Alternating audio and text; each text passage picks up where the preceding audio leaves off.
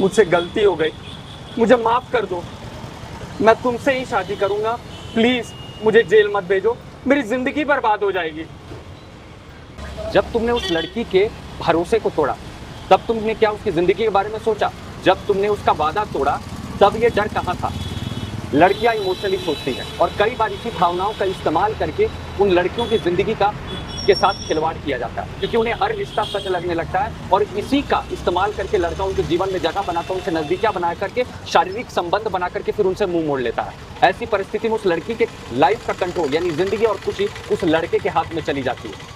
आप गिरते हैं, टूटते हैं, लेकिन हर गिरना आपको मजबूत बनाता है।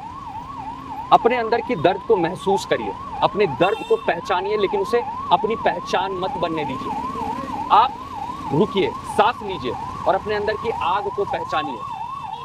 फिर खड़े होइए, उठिए, क्योंकि युद्ध अभी बाकी है।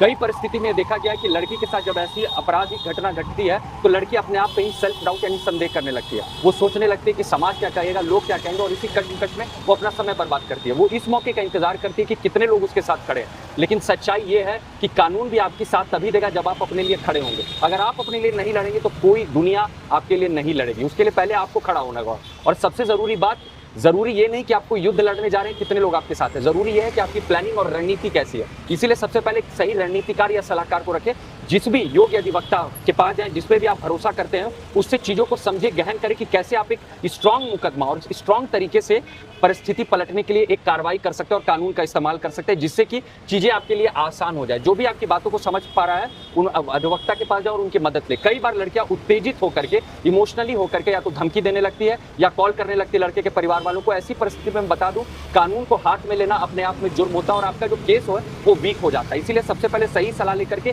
एक स्ट्रांग केस बनाएं।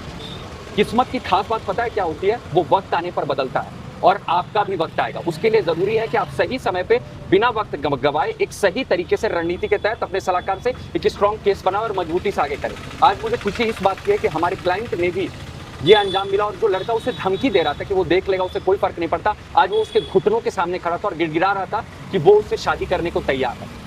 कि जब कोई कॉम्प्रोमाइज होता है, यानी कि जब आपको अपना अंजाम मिल जाता है, आप अंजाम तक पहुंच जाते हैं, तो केस का सेटलमेंट या कॉम्प्रोमाइज होता है। जिस तरीके से केस को शुरू किया गया था, दर्ज करना इंपॉर्टेंट होता है, उसी तरह एक मुकदमे को सही तरीके से खत्म करना यानी विड्रॉ करना भी जरूरी होता है, क्योंकि सच मायने में आपको न्याय तभी मिलता है। इसीलिए कहते हैं अंत भला तो सब भला।